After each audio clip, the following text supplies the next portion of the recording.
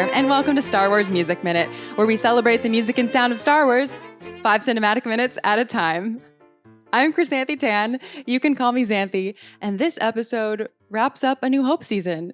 This is minutes 121 through 125 of the film, which starts with our rebel heroes eclipsing into the credits with an iris out wipe, and ends with, if you experienced any conditions that detracted from the theatrical presentation of this film, please call 1-800-PHONE-THX. So here's what we're going to do today. It's a celebration. It's the end of the season. It's just you and me. We're going to be super nerdy. Okay, so first let's go through the minutes. It's all credits, but what is the music doing during those credits? It's doing a lot. Next, we'll talk about the end credits versus John Williams' throne room concert arrangement. Third, we'll touch upon some trending topics from this season and by extension, this film, notable conversations, any common themes that popped up with all the different guests and comments. Fourth, we'll get into a smattering of listener questions and comments, including a question that I've been holding on to for over a year that I'm finally going to answer now. And last but not least, at the end of the episode, I'm going to read what Star Wars sounds like according to all of the guests from this season. So everyone this season gave a 3-word answer to the question, what does Star Wars sound like? And I'm going to read them all one after another, and it will be beautiful and heartwarming, I promise. And then I will also finally answer the Star Wars Music Minute questionnaire, but that'll come at the end. Okay. Wow. I can't believe we're doing this. Let's get into it. Let's get into it. All right. So now we're getting into the credits. One card at a time for the main people. Written and directed by George Lucas, produced by Gary Kurtz, executive producer George Lucas, starring Mark Hamill, Harrison Ford, Carrie Fisher, Peter Cushing, and Alec Guinness, with Anthony Daniels. Okay. Rebel fanfare. We have the heroic descending tetrachords. That stuff. Yep. Okay, now this is when the music is going to recapitulate to the main theme. And this is when the credit text starts scrolling. Do you know what I mean? Like before, it's just the titles flashing, and then it starts scrolling. Okay, music by John Williams, performed by the London Symphony Orchestra. Original music, copyright 1977, by Fox Fan for Music. And that's the first minute. And I'm just going to pause right there so we can talk about that without being distracted by the music. Okay, so first and foremost, the moment in a Star Wars film where the final scene eclipses into the credits is like such a special part of the film, like for me. And I also remember from talking to Steele Saunders on our episode that's like a really big part for him too. And clearly there's no way that we're alone in this. I just want to say that like I love the moment in movies when this happens, and it's because of Star Wars. And the type of final wipe is an iris wipe, and it's like technically an iris out. So it's like a circle closes, like you see the scene and then the circle closes in on the scene, and as if like the final shot, how am I describing this? Like the final thing you see is like just a pinprick of our characters through the hole, but all the rest of it is black as it goes to the credits. Anyway, you know what I mean. You've seen Star Wars. So that's just a very special part of the film, I think. And the music in that part is also like, it's so tied to that particular wipe for me. And I am just going to have to play it again because I'm so in love with it. And I actually don't know if it has like a name, like a theme name or anything. Have to ask Frank Lehman if he has that and I just missed it. But for me, it like it's something. Okay. I'm going to play this again. Okay. So Leia smiles, camera zooms out, Chewie growls, and then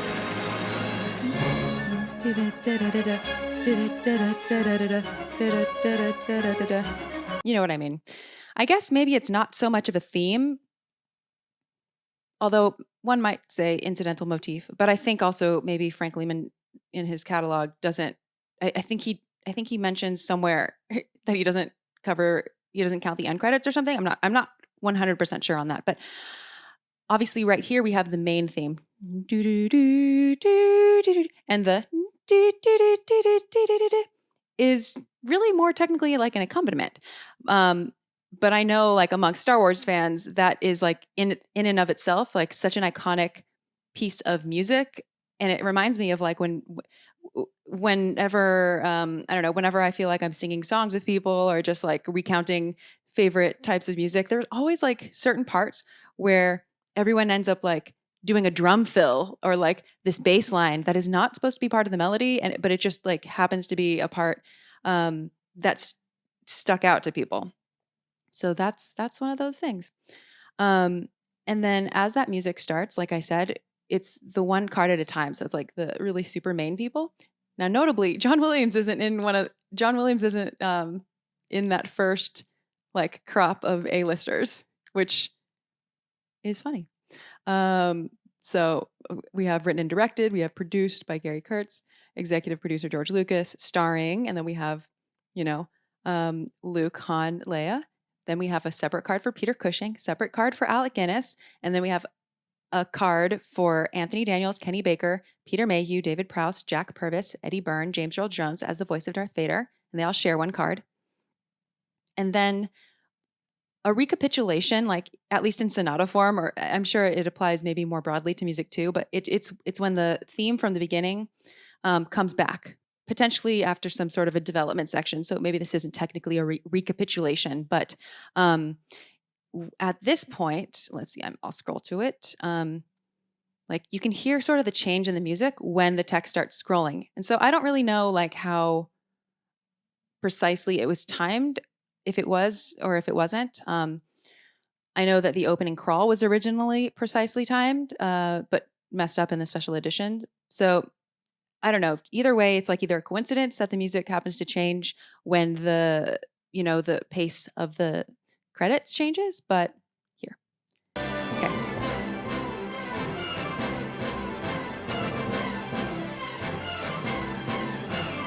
This is where it starts scrolling. I bet you listening, I bet you know exactly what I'm talking about, and I bet it is super familiar. I don't know. I'm just willing to bet. I'm just guessing. Okay. I'm like so excited. I'm like I'm in a mood right now because I love Star Wars end credits so much. Okay. So I'm going to turn this down for a little bit and talk over it. The end credits have to do a lot of, well, how do I say this? The end credits are doing a lot of reminding us like what the main themes of the movie are. Wow, what a way to say that. What I'm trying to say is like the next thing that comes up is the next major thing to come up is going to be Leia's theme. And we're about to get into it right here. And I'm going to scroll forward just a little bit. And it's also going to be before we start to get some of the special edition credits, which mention some interesting sound things. Okay, so listen for the transition to Leia's theme.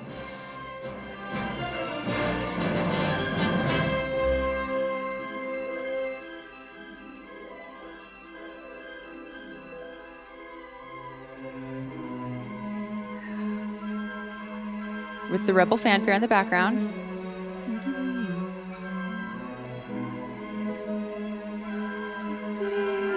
It sounds kind of like dissonant though, but the lower strings, particularly the cellos, the celli, are leading this. And it's a more, not forceful, but it's a more powerful statement of Leia's theme than, say, a solo oboe or something, which is maybe more tender. So this is a more robust version of Leia's theme, perhaps to bolster up, the significance of the end credits. We're not underscoring like a conversation here. We are like the backing track for credits. So I think it makes sense in that context, especially since it's switching off between like brass and other heavier instruments. and textures. So back to the main theme. Okay. All right, I'm going to pause because we have started the special edition credits. And that's right, listeners. We've been watching the special edition this whole time, okay? Don't cry about it. No, I'm just kidding.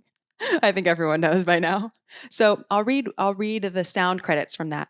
There's sound designer Ben Burt, re-recording mixer Gary Summers, assistant editor Samuel Hinckley, sound editor Teresa Ecton, assistant sound editor Robert Marty, re-recordist Ronald G. Ruma, digital mix technician Gary A. Rizzo, and dehiss processing by Cedar DH1 HHB Communications. So I am not sure if the dehiss thing was in the original version of this release, but I assume that it has something to do with the, updating into a different decade and maybe trying to make it sound better, or, based on the state of sound preservation at the time. The next thing we get is, it says, making files sound better. Dolby noise reduction, high fidelity. And then we get music recorded at Anvil Recording Studios, Denham, England. Post-production completed at American Zoetrope, San Francisco, California. Re-recording at Samuel Goldwyn Studios, Los Angeles. And then, have we gotten there yet? Okay, keep listening.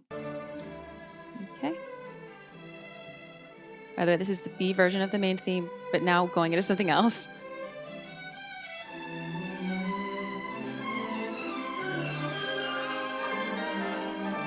Okay, no, we're coming back. We'll come back to this point later.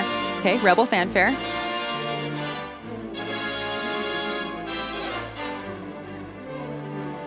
Okay, so the next thing we're going to get is special edition soundtrack available on RCA Victor, copyright 1997. And then mixed and recorded in a THX sound system theater. Now you can tell by the way this sounds that we're getting to the end of the credits. I'll let it play. Oh, the way it slows down. You know it's nearing the end. I'm getting chill. I have chills right now.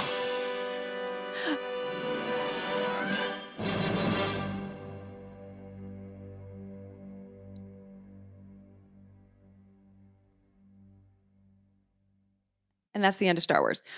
Oh my God, I feel like crying. I'm like getting very emotional about this. Okay, so mixed and recorded in a THX sound system theater. It's the good stuff.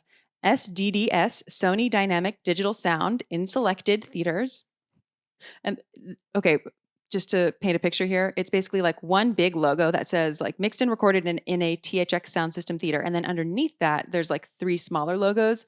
One of them on the left says Sony Dynamic Digital Sound in selected theaters. And then next to that says Dolby Digital in selected theaters. And then on the right, it says DTS Stereo in selected theaters. Now, the word theaters is spelled differently here than it is in the previous two. So in the first two that I read, it says in selected theaters, RES, like the British way. And then DTS Stereo, it says in selected theaters, ERS. So just pointing that out. Also, I am curious as to why it says in selected theaters. I feel like it should say in select theaters, or not that it should. It just stands out to me as like interesting lingo. Yeah, or like selection. I guess they might imply the same thing. I don't know. I'm maybe getting a little too into my head right now, but as mentioned in the introduction, the final thing technically that we see is if you experienced any conditions that detracted from the theatrical presentation of this film, please call 1-800-PHONE-THX or visit http, no S, ://www.thx.com. Quality assurance services were provided by the THX Theater Alignment Program. Now, I promise I have not done this yet, because I honestly forgot until this moment. But I've never. What would happen if we called? What would happen if we called 1-800 phone THX? Would anyone answer? Has anyone tried this recently? I mean, I've never tried it. So, but I have my phone here, and I can hook it up to my sound system, so I can totally do this while I can do this right now on quote unquote air. It might be nothing, but you know what? Last episodes are always some sort of a weird, fun celebration. So let's go for it. All right. First, let's just make sure you can hear this. Okay. I'm holding my phone up to the camera so you can see that I'm pressing 1-800. Okay, 1-800. And then phone THX would be 7 4 6. Oh my gosh. 6. So slow. 3 8 8x 9. I'm sorry, I should have written this down in advance. 9. Okay. 1-800-746. Wait, call T. Okay. 1-800 phone THX. 1 2 3 4 5. That's 8. Is that allowed? 1 2 3 4 5 6 7 8. Phone 7 4 6 6 3 8 9 9. Okay. I'm calling now.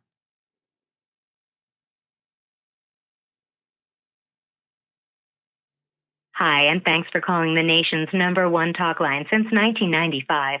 If you're over 18, press 36 to continue this call.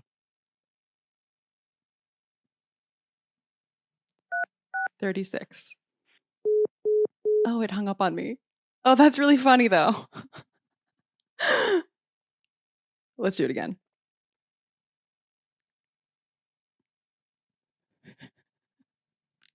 Hi, and thanks for calling the nation's #1 talk line since 1995. If you're over 18, press 99 to continue this call. Oh no. Why did the I'm hanging up now. Okay, well, we did that. Don't know what that was. What a talk line is. I hope that wasn't something inappropriate. I don't know. But let's move on now.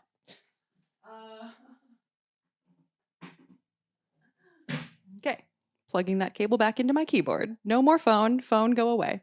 So we did it. We called 1-800 phone THX. It was a little bit anticlimactic, but hey, now we know. Now I'm sure all the curious listeners have that itch scratched. All right, so let's move on now. Let's keep the episode moving because we have a lot of ground to cover.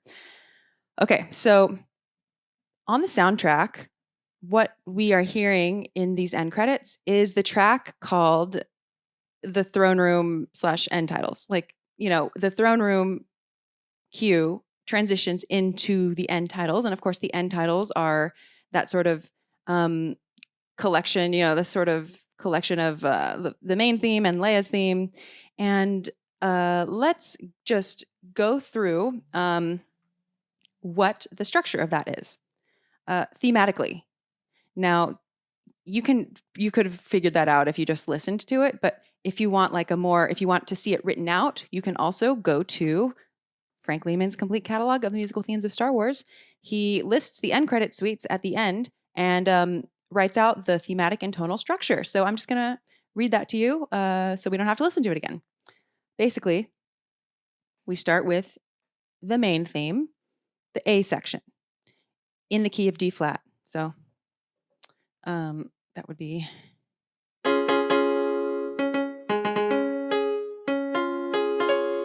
And then we have the Rebel fanfare. And then we go back to the main theme, A section. Then we go to the main theme, B section. Then we go back to the main theme, A section. So, you know, we're kind of like going back and forth. You know, I don't want to say killing time, but, you know, we're just trying to loop some stuff to get through the credits.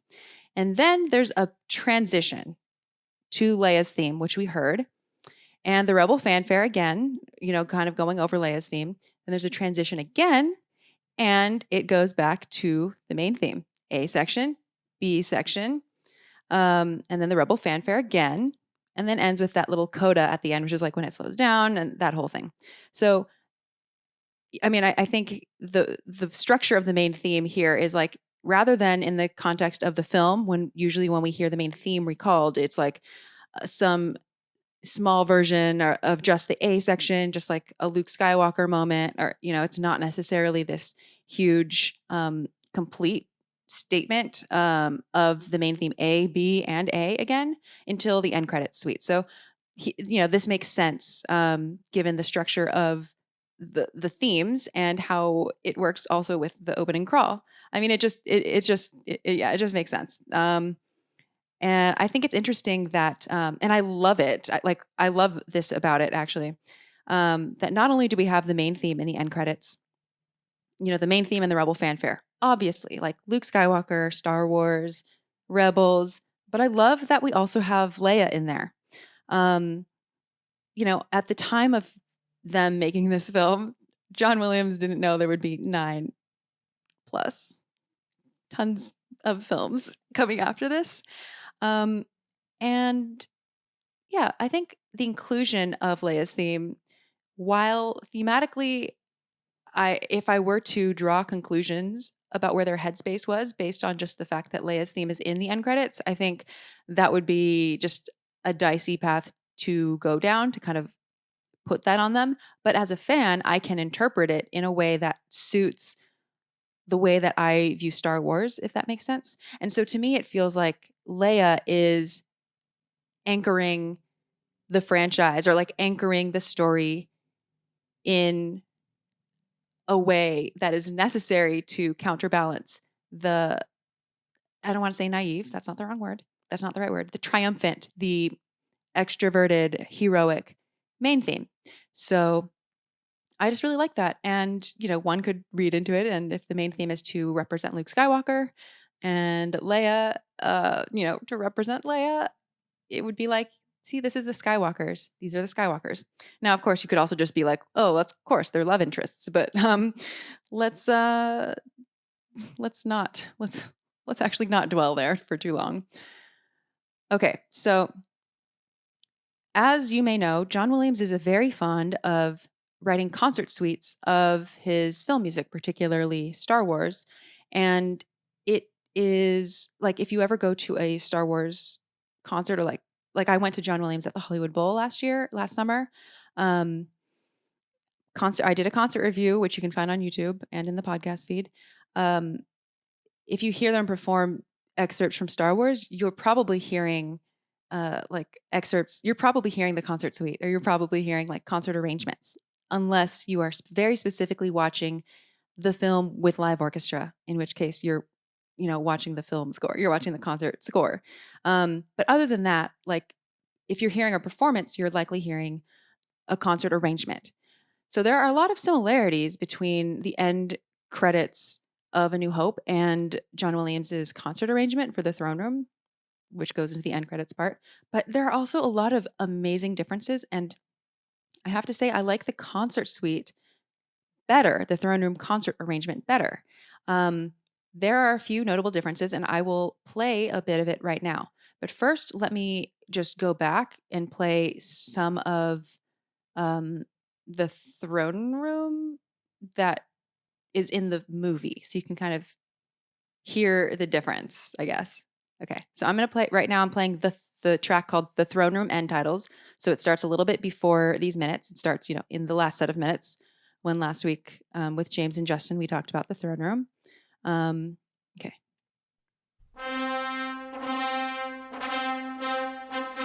1, 2, 3, 4. 1, 2, 3, 4. 1, 2, 3, 4. 1, 2, 4. 1, 2, 3, 4.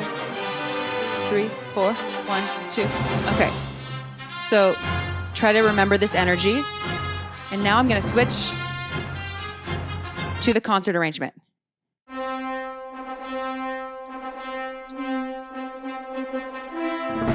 3, 4. 1, 2, 3, 4. 1, 2, 3, 4. 1, 2, 3, 4. Like it kind of slows down even. It's definitely slower. It's like more stately.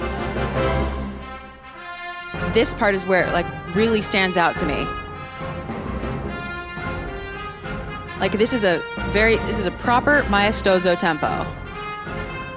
Stately, majestic. I think it's interesting because this almost gives like a little bit of a glimpse into where John Williams' personal preferences lie. So he is on the record many times kind of not necessarily complaining, though, just kind of, lamenting that maybe some of his awesome cues are maybe covered up or like you can't really hear them that much or, basically he doesn't really love having to stick to the tempo of the film or like the action. Now, he does love it in that he's really, really good at his job and will always do what needs to happen in service of the film. But musically speaking, if it were his choice, he would rather take more time in some places or be a little bit more free in some places, which is why even on soundtracks, like at least in the sequel trilogy, Erica Duke Kirkpatrick in the very first episode of this podcast, Last Jedi season, was telling us, and she recorded on the score, cello, that sometimes John Williams would in fact record the same piece of music twice, one a version for the film and one a version for the soundtrack, where he didn't have to stick so closely to the action of the film, where he could take a little bit more time in the parts where he wanted that. So that is something that I always keep in the back of my mind when listening to John Williams' concert arrangements, because often I find that he has more developed ideas than made it in the film. And the expressive details feel more like him getting to like milk the themes and the pieces for the full potential that he envisions in his mind. That makes sense. So one example is just the majestic nature of the concert arrangement. Another example is the way that he transitions really slowly, or like there are numerous slowdowns like in this arrangement, and I'll play one in particular in a second. And then another one is like there's additional themes in the concert arrangement that you don't hear in the end titles. One of them is that you hear the Force theme, and it comes in such a beautiful way that it makes me wonder, like maybe there was no room for it in the end credits, or it seems like if you're looking at the Star Wars like soup of main ingredients, you have the Rebels, you have the Luke Skywalker theme, you have Leia. Perhaps what is missing in the end titles is the Force. And I wouldn't say missing because it's perfect as it is. But when I heard the concert arrangement performed live for the first time, it really like made me appreciate that more. That's what solidified me as a concert arrangement fan. So let's actually just hear how it gets into that, because it's quite striking.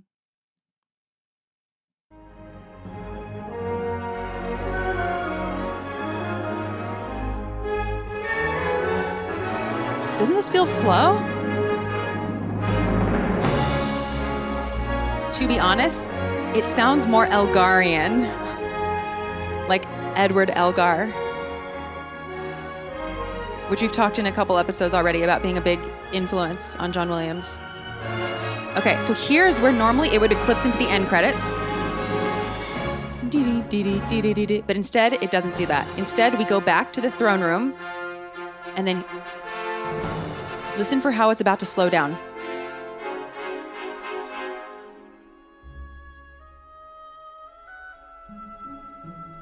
Did you hear that pizzicato? Oh, that's like, that cello pizzicato.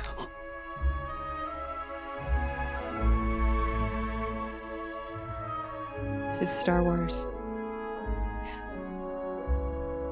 And then we go to another idea here. Okay, I don't want to just... Okay, it's hard to stop listening to, I'm telling you. But okay, additional things in the end credits, in the concert arrangement of the throne room is there's also, we hear the planetary descent figure, which we mentioned more towards the beginning of this season, where it's like when we are descending upon the planet of Tatooine and we hear this. I sung it horribly, but maybe we'll get there. Okay. Another one that we hear, I know that there's a different one that we hear too. Oh, here it is.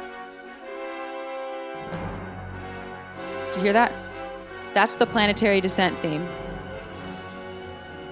that we get in the concert suite, but not in the end credits. I love this violin part, by the way. I'm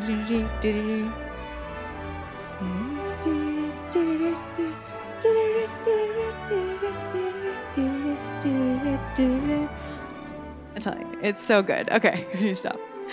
Not what we're talking about, but it's really good. Okay, calm down, Xanthe. Okay, so there you have it. There's a little introduction to the differences between the end credits that we hear in the regular part in the normal soundtrack in the film and the concert suite, the concert arrangement, which unfortunately is probably not on all of the soundtracks. So if you can pick up some version of the Star Wars soundtrack, or if you can find it somewhere, you can find it on YouTube, concert arrangement. I highly recommend. I so highly recommend the Star Wars concert suite, the suites in general. Okay, I'll stop talking about those now. Where was I? Okay, we talked about end credits suites versus the end title of the concert suite. Okay. I guess we're moving on to the next section. Great. Okay. Now we're on to the season stats, some trending topics from the season. Now, just to get this one out of the way, the first episode of Star Wars Music Minute, A New Hope season, came out 169 days ago from this publication date on October 24th, 2021. The first guests this season were Pete and Alex from Star Wars Minute. At a pace of 5 minutes per week, one episode per week, it took us 25 weeks to get through the entire movie. So this is episode 25 of A New Hope season. So that's about 5.5 months. If you made it this far, hats off to you. Now let's look at the thematic census. If you have Frank Lehman's complete catalog of the musical themes of Star Wars, even if you don't read music, one of the most fascinating pages, perhaps, might be the Appendix 3, the thematic census. And now what this is, don't worry, I'll read it to you if you don't want to look it up or get it out. But what it is, it lists the themes that are in the catalog, and has columns for each of the 9, what's it called? Episode films, Skywalker Saga films. And it tallies how many times each theme shows up in each film. So, all right, we're going to do this. I'm going to read it out to you just so we can get a sense of the leitmotifs that were in Star Wars A New Hope. Now, this doesn't count the incidental motifs, by the way. And let me know, listeners, if you want me to explain the difference between leitmotifs and incidental motifs and all the different levels of motifs and themes again, if you want. But just suffice to say that the leitmotifs, the motifs that I'm about to read, those are considered the main things, the main thing, the main theme, Leia, the Force, things that are kind of the primo leitmotif status. Things that I call incidental motifs are some of the more flyby things, and sometimes it can be what some would call orchestration details, or it's things like the which would be the heroic descending tetrachords, which we've talked about a ton in the past few weeks, which I think is really funny. But those are not counted here. So, okay, in A New Hope, the main theme A section, 19 times. The main theme B section, can you guess? 3 times. So, before I say these, I'll pause 3 seconds for you to make a guess. I feel so teacherly, even though I'm not a teacher. Okay, Rebel Fanfare. 13 times.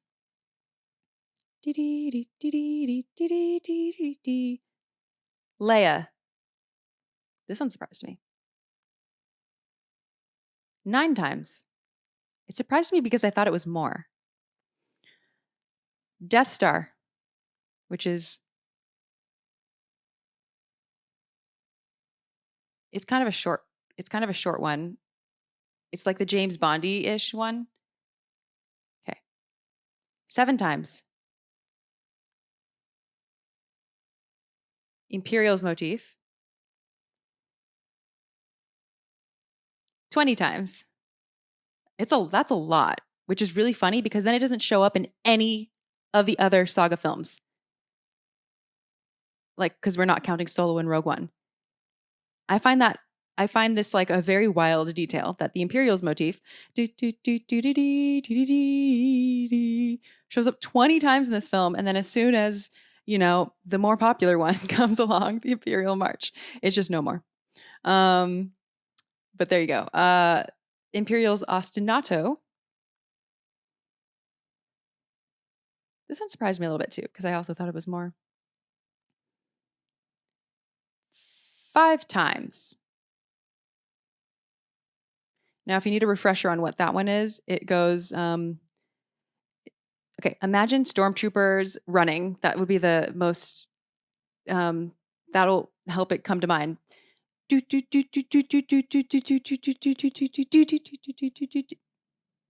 That rhythm was terrible, but you get it. It's like,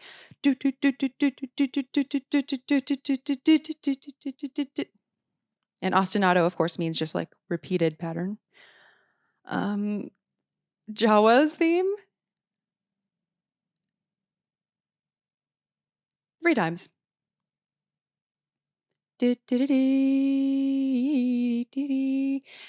That, I would kind of wish that were in there more. That was like a really, really delightful one that we only got to cover for like a couple episodes. And I remember I had so much fun talking about the Jawa stuff with Auric Fonts, with Ender Smith, who came on for that episode. Yeah, that was, wow, long time.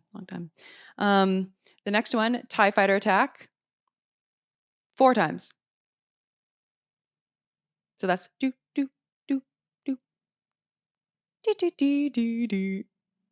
And I'm surprised by that too. I thought it was more. And then last but not least, the throne room, only 1 time at the very end. All right, so that's the thematic census. The number 1 theme by far was Force, or actually not by too far, but the Force theme was number 1, and then the main theme A section, number 2, and then the third highest, number 2 was the Imperial's motif, third highest was main theme A section, and then the fourth highest was the Rebel fanfare. Other trends from this season. So I thought that I would have to really look into my notes and try to remember what I talked about with everyone, but not to brag, but I remember I kind of remember the conversations pretty well because they all, like, I learned something new in all of them, and a lot of common themes kept popping up, which kind of made it easier for me to relate them back to one another and kind of keep track in my head of common themes that were coming up. So one of them that I noticed like entered the discussion in many episodes, which by extension means in many portions of the film, was the use of silence in Star Wars. Now I find it fascinating that so many guests expressed surprise, expressed some form of like, I didn't know this. Like, I didn't realize there was this much silence in Star Wars, or sort of felt that if they got silence in their episode, that maybe it was kind of a unique moment in the film. And I thought that was really interesting because I do feel like there is a lot of silence employed in this film, in meaningful ways and in ways to help set us up for louder things later, to just, put it simply. And I wonder why it didn't really register with any of us prior to going through it at such a snail pace. Now, my hypothesis is that the silence, it doesn't stand out like in a like after watching Star Wars, you don't feel like, there's too much silence in that. Like whatever amount of silence is in there feels perfect to many of us. Okay, not to everyone, but like to me, it just I just take it as a given. Like I would be shocked to find out to like discover how many minutes of actual silence there are and how many like very crucial seeming like point parts of the film are underscored by just sound design, like by nothing except sound design and just dialogue. And one of the things that multiple guests expressed surprise of, or like, oh, I didn't know that, was the fact that lightsabers are often not accompanied by music. And in fact, in this film, not accompanied by music at all until very much later. Very much later. Um, if at all. Wait, very much later. At least in the first half of the film. Maybe the first time is when Ben dies. Okay, but anyway, the point is like there's a lot of silence in this film, and that like was something that I don't think a single guest said like that's too much silence. Or like I wish there wasn't silence there. I think pretty much everyone had a sense of awe at the silence and sort of like a gratitude for it, and sort of understood why it was there and just felt on board with it. And I feel that way too. Like I'm a very big proponent of silence, of meaningful silence, of well placed silence, and I think that is something that perhaps I was underrating, like undervaluing in this score prior to going through it 5 minutes at a time. The part that really, really sticks out to me and that like impacted my viewing of the film from the very beginning, because this scene happened toward the beginning of the film, was our introduction to the Dune Sea of Tatooine, which is when, we are just with the droid. We haven't even met Luke yet. Like we're just with C3PO and R2D2 in this sandy desert by themselves, just doing their thing, like creaky joints and R2's like beeps and everything. No music there at first. Sure, the Stravinsky-esque cue comes in later, but not for a long time. And I, that's like one of my new, it's like one of my new favorite parts, and I'm sure I'll be using it as an example for years to come. I just think it's so incredible how like Tatooine seems so like lived in. Like we all know Tatooine now. It's like how many things is Tatooine in? But at the time, if you had just gone to Star Wars, like, oh, I see that it's playing, I guess I'll see that. Or I don't know. Or if you had like rented it for the first time or found it on a streaming service for the first time and happened to not know much about it. I don't know. Seems improbable now, but the first introduction to Tatooine would just be not with any music that we associate it with. And that allows, like for me, I think it allows the viewer to build their conception of this terrain, of this planet, in parallel with the droids, rather than how it often is in film, where the viewer is made to feel like we are being plopped into a world that everyone knows what's going on except us. Like we are plopping into other people already being familiar with something. So I think it's just so beautiful there how the droids are new to the planet and they don't really know how to feel about it. I mean, other than just like the low grade like anxiety that everyone has in this film. They don't really know how to feel about it, and the music's not really over projecting any sort of emotion. Imagine if we landed on Tatooine replaced in the dune sea in the desert with the droids, and it was like this very just happy, like this very happy, pluckish, peppy music, and then imagine the same thing, but all we hear is like really ominous, like low string tremolos and like just this like low choir. Like imagine like the Emperor's theme or something there. Like that would really set us up for expectations that we didn't need to have at that point yet. And I like that about this film and about the way that is set up, because I mean, it's so rare in Star Wars now to not already either know everything about a place or feel like you are expected and should have known about the place before seeing it. So it kind of makes me feel as the viewer that I have permission to just figure it out while the droids are figuring it out. We're all figuring it out together. Like, it makes the droids it really solidifies the droids as the analog or the parallel. I don't know what the right word is. Basically, as a stand-in for the audience member. And I just love that. I just love that a lot.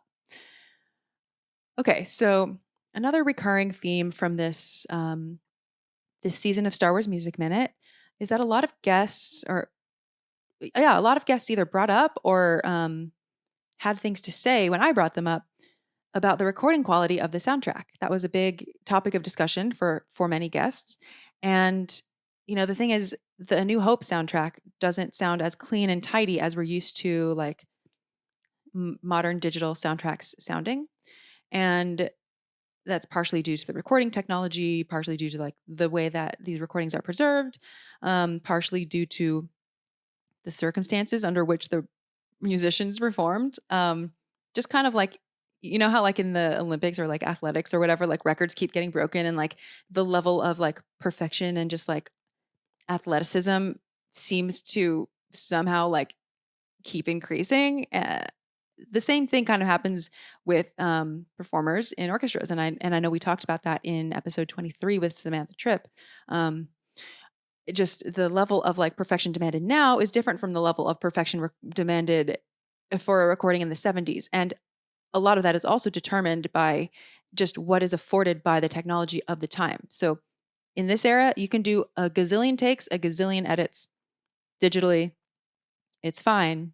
But if you are I can't imagine recording in an era or a situation where maybe it's not so easy to get that many takes, or it's not so easy to get that many splices. It's not that so easy to do so many micro edits. So you kind of have to be more okay with certain signs of life in your recording, where instead of making everything sound super, super sterile or clean. Not that like modern recordings always sound sterile, but just in comparison to old recordings like A New Hope soundtrack, yeah, it almost sounds like you're just like in a live session. It almost sounds like you're in a concert sometimes, where you can hear mistakes. So the trend in these conversations is that I don't think any guests expressed dismay at the quality. I don't think all listeners agree with that though. Like, I have heard some other people, like I've heard I think on Art of the Score podcast, I think one of the hosts, I can't remember who it was, did say that they didn't like the recording quality so much. And it's like the only thing that they wished were better about it. Or the quality of the recording. I shouldn't say recording quality, because there's also post-production and anyway. But at least overwhelmingly, the majority of people that I have talked to over the course of the season, like it, basically. Like the lived-in feel of the recording. And so that is just one smattering of another thing that I wanted to make sure to touch upon. It would take me forever if I were to go through like literally all of the trends that I remember from the season. Well, I'm losing my voice. But those are a few that I thought were important to bring up, since they came up like at the beginning of the season and at the end of the season. Okay, so moving on. Oh my gosh, okay. I need a sip of water. Okay, we're getting to listener questions.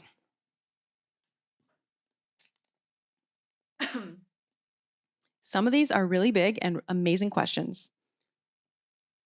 I mean, they're all amazing questions, but like some of them, like I did like hours of homework on.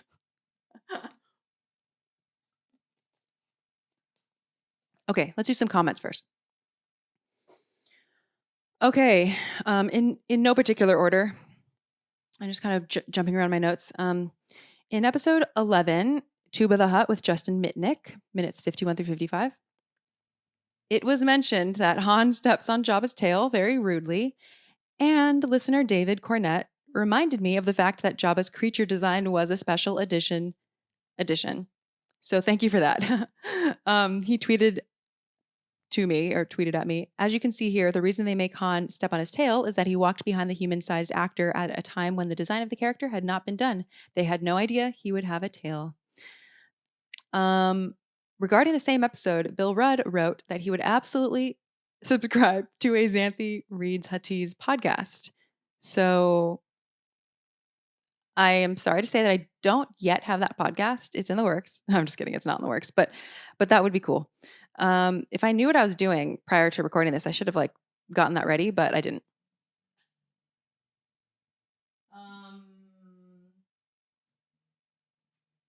Wait, does this work? Yes. Ja, Oscar. Okay. Now, a common theme that popped up with both guests and listeners was questions about the part B of the main theme. The part after the do-do-do-do-do, the part that goes do-do-do-do-do-do-do-do-do-do-do. Numerous people asked, does the B theme show up anywhere else? Including one of the guests on the last episode.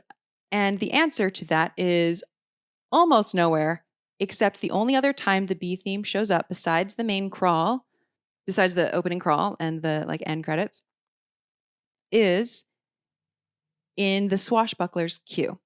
You can listen to a very deep dive on the Swashbucklers cue in A New Hope 18, the Swashbucklers, with Dan Golding, who is a host of Art of the Score podcast. You should check that podcast out. It's very good. It goes into scores, not just Star Wars though. And that is a time where the B theme shows up in a very heroic, triumphant way. And I think that's a very unique cue. It's a really unique cue in this score that really seems to harken back to a very specific, different type of movie. Specifically an Errol Flynn movie, which is a name I only know from this season, from doing research this season. So yes, it does show up, but in a very specific and only one-off way. It is very sparingly used. Just like the Force theme, usually when we hear it, we hear the beginning statement. It is rarer to hear either the full statement of the Force theme or the very, very end of the Force theme. Now, on the subject of theme statements and how much of a theme one can use, the Dies Irae motif is one that it's not just Star Wars. We talk about this in episode 9 with Alex Ludwig, the Dies Irae guru, and that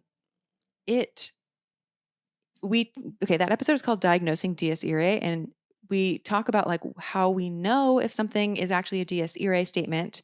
Dies Irae referring to the Day of Wrath. Listen to that episode. It's a very deep dive into Dies Irae, and one of the ways that Alex, Dr. Ludwig, defines or categorizes Dies Irae statements is he separates them in his own catalog, because he catalogs Dies Irae in film. There's type 1, type 2, and type 3. And so type 1 is the most obvious. It's the full statement, which goes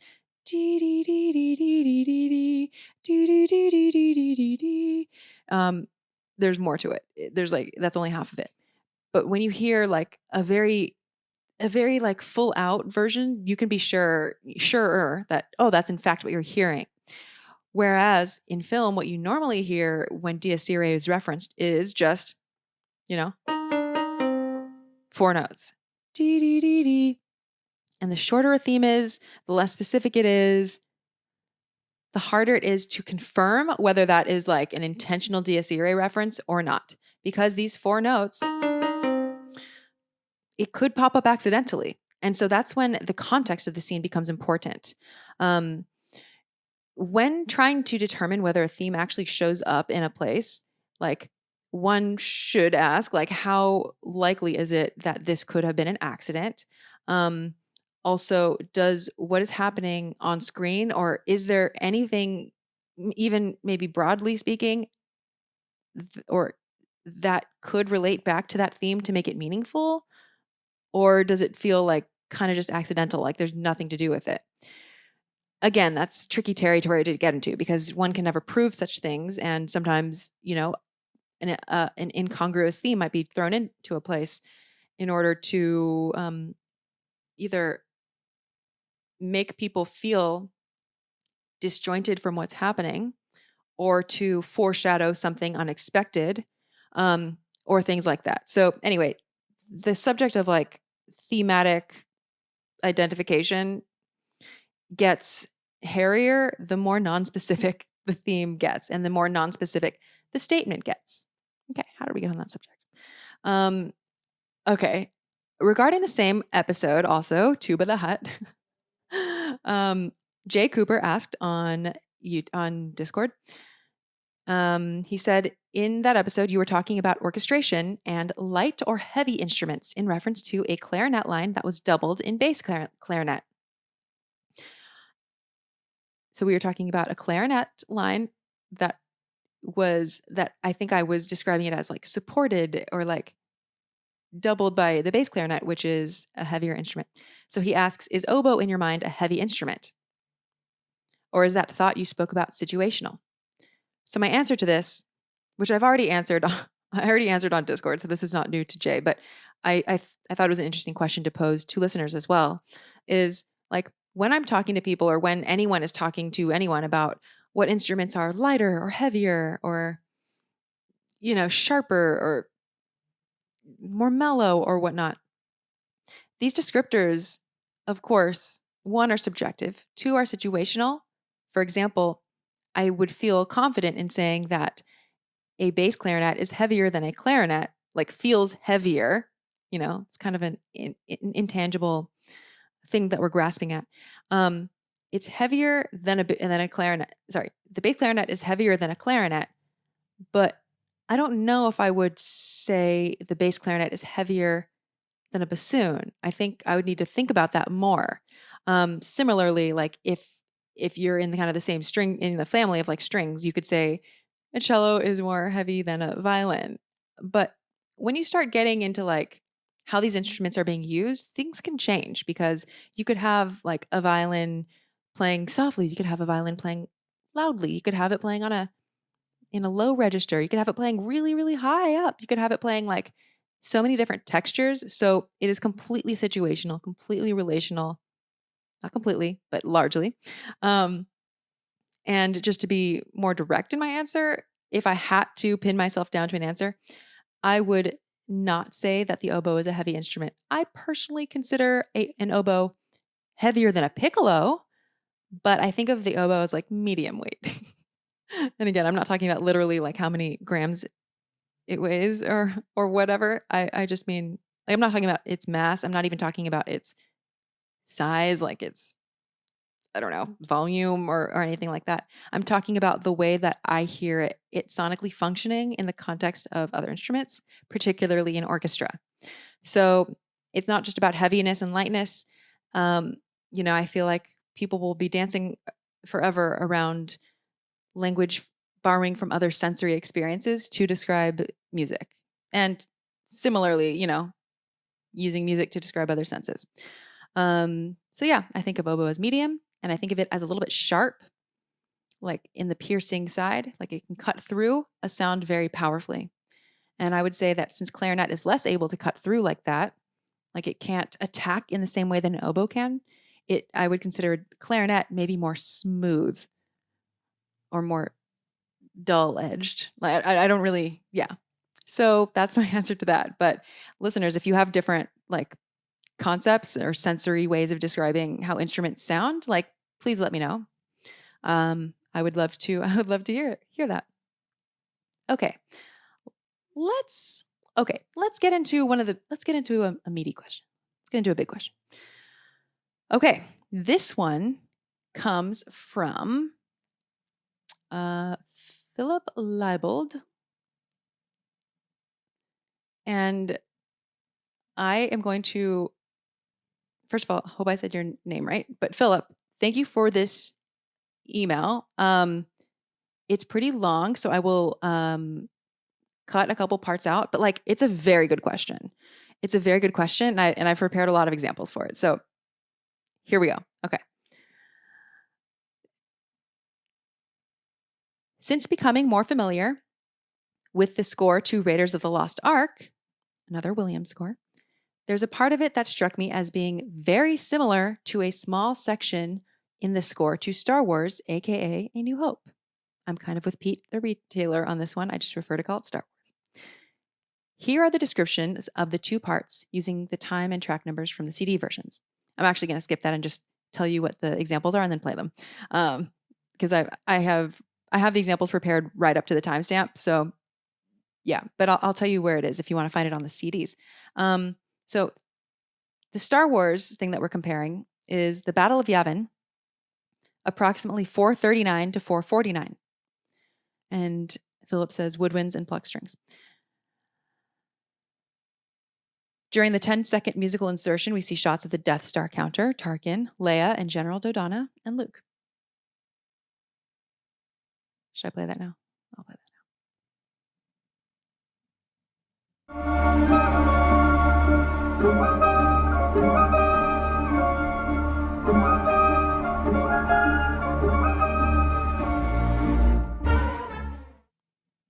All right. Now, the part that we're comparing from Raiders of the Lost Ark is the track called Desert Chase at approximately 137 to 222. So it's like a section that's about 5 to 6 times longer than the part in Star Wars. So Phillip asks, in the context of the score, immediately after the Raiders march, it begins with snare drums and brass. Let's play some of that. This is the part starting here.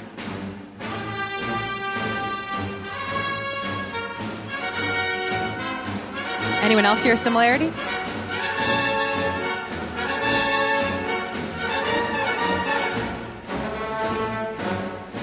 All right.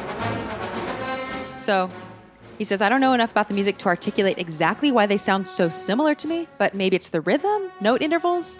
If I had to determine how the two parts made me feel in the context of both movies and the scores themselves, I would say that both serve as a short breather between incredibly exciting and or intense action sequences. In the case of Star Wars, I noticed, while watching before writing to you, that John Williams might also use woodwinds as a kind of musical nod to Princess Leia, hence the shot of her also in other parts of the score where Leia gets the full woodwind treatment.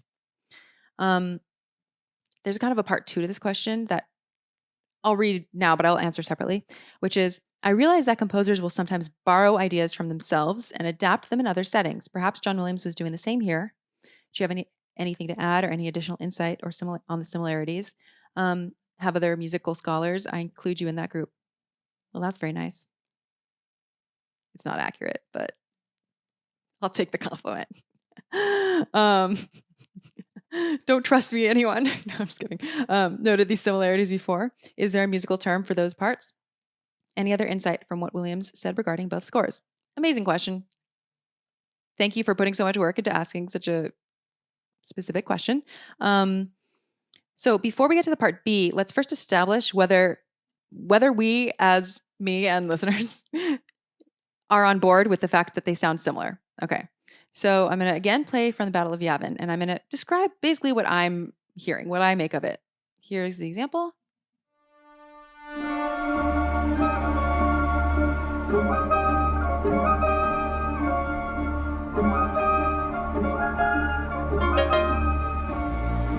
Okay, so what I'm hearing there is,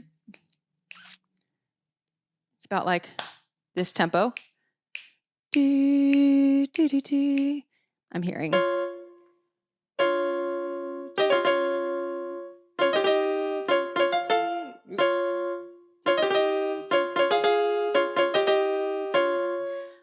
Okay, so I'm hearing in the upper parts, I'm hearing like winds and piano playing in parallel sixths, minor sixths. So a minor sixth just refers to the interval. So a sixth, a minor sixth being the space between two notes. So just take my word for it. This is a minor sixth, and this is also a minor sixth, and this is also a minor sixth.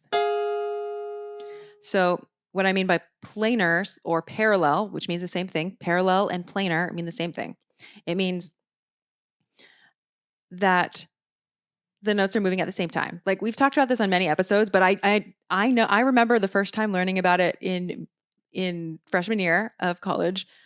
It actually took me a long time to understand exactly what like parallel movement meant. So I don't know, maybe it's very obvious to listeners based on one explanation, but I'll keep explaining it just because I know that I had trouble with this concept because I just did. I don't know. It seems really obvious now, but I just know that there was a time in my life when it was not obvious. So, okay. So parallel motion is like, as Frank Lehman described it on our recent episode, you keep the same hand shape or maybe, and you keep the same distance. Okay. So here, when we have the woodwinds going, you have the two voices moving the same distance. So, okay. So that's what I hear. And it's like doubled. It's like stacked. It's like multiply doubled. And by doubled, I mean sort of like how I was saying before, where the bass clarinet was doubling the clarinet. It means like you might have a flute. I don't actually know the exact instrumentation off the top of my head, but you might have a flute playing this. Maybe you have the bass flute doing this. And then maybe you have the piano going like,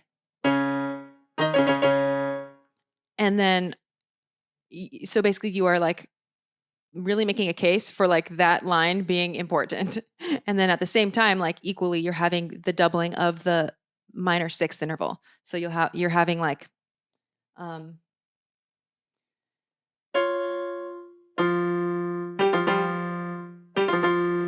okay, so it's like two strong teams, I guess you could think of it. So that's what I hear.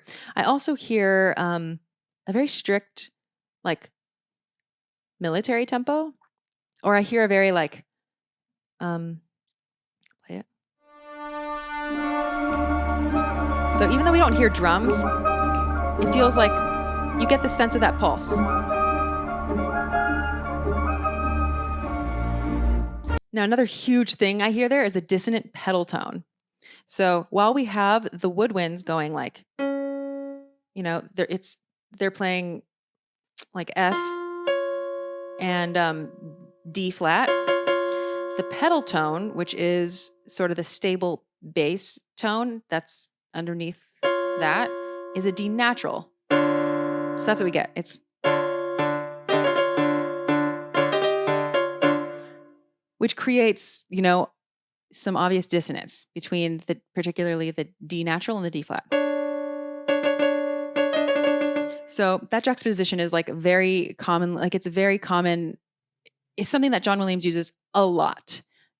Like just remember the phrase dissonant pedal tone, and that will get you far when it comes to analyzing Star Wars music. Just if you hear something that feels like off kilter, just think, is there a dissonant pedal tone? Also, you could think, is there some planing or is there parallel minor intervals happening? And this has both of those. Okay, so now let's move on to Desert Chase, and I'll kind of talk through what I'm hearing here. So look at that. We have about the same tempo.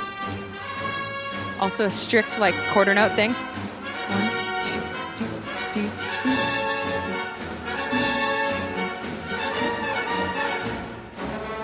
All right. Wow. There's a lot. Okay. So not only is the tempo pretty much identical, like I believe the Battle of Yavin is 108 beats per minute. And this Desert Chase is about 110 beats per minute. It's very similar. Like they're both this kind of marching tempo. And contextually in the film, as Phillip kind of said in their email, that they both serve as a short breather between incredibly exciting and or intense action sequences. Yeah, they're both very classic John Williams action writing.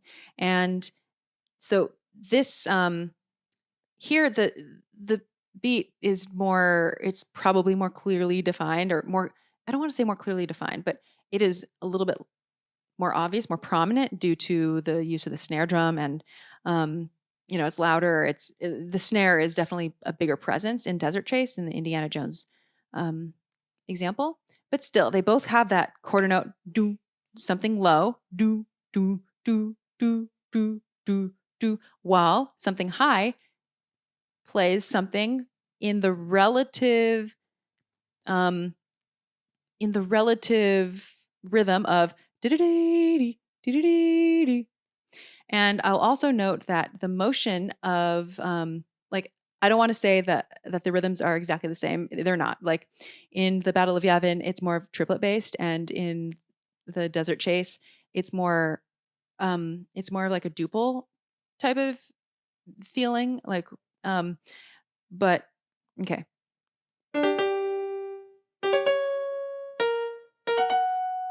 So they both kind of have this this tied note where the note kind of sustains for a while, and then we get something fast. So I'll put it this way, like, okay, this is the staying part, and then we get fast.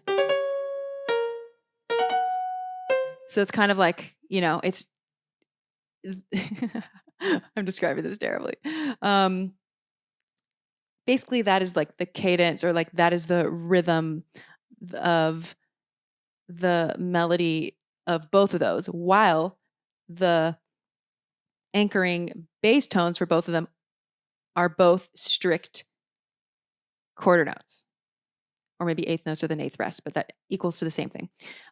So both of them have that march, do, do, do, do, at about the same tempo with about the same type of rhythm in the melody, if you want to call it that. Okay, so that's one similarity. Now, another one that I think is just so hilarious. I think it's so funny because it's so John Williams. I forgot to mention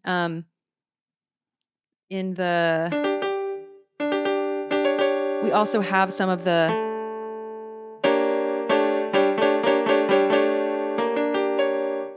we have some interesting interactions between dissonance with the bass notes and the quote unquote melody notes.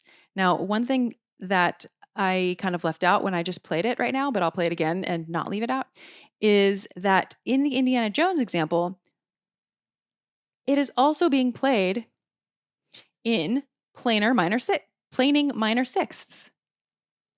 So, yeah, let me get both hands out so I can do both parts. Okay. So we've got okay. This is one part. Okay. It's okay, Chrisandy.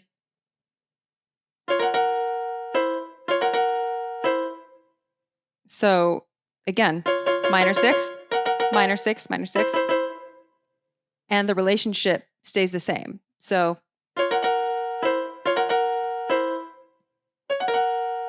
whereas before we had, this is Battle of Yavin.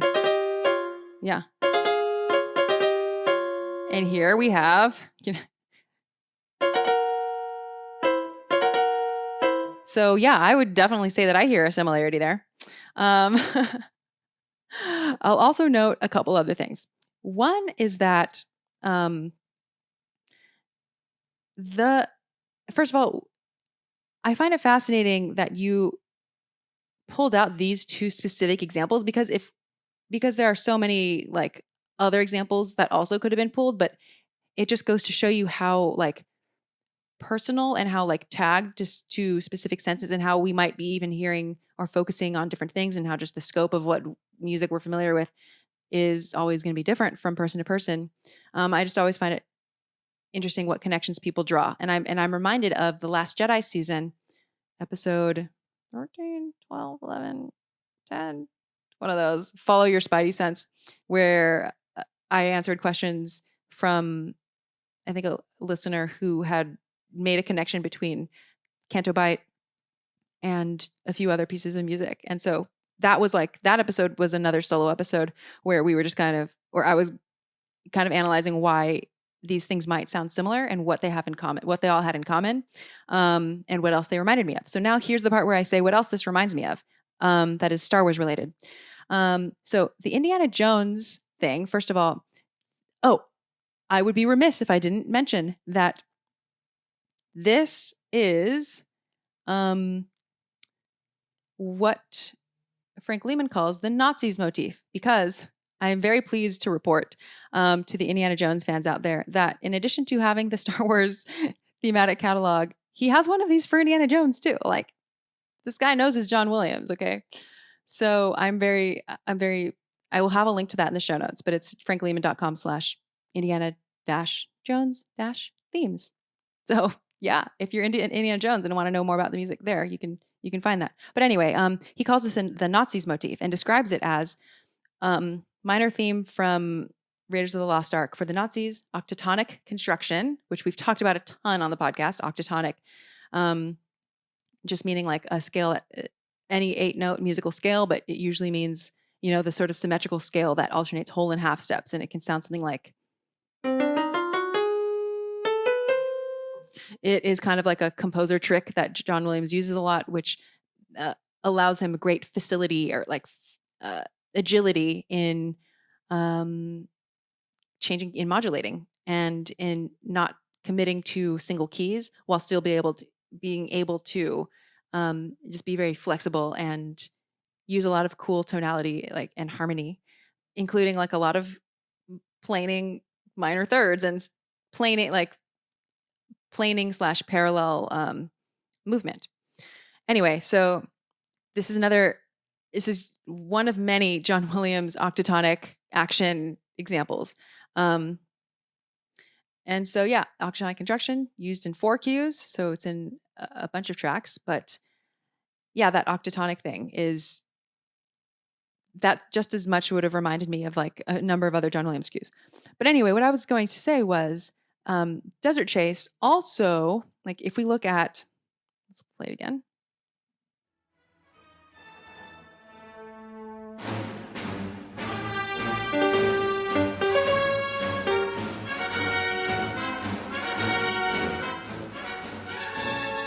So it goes, right?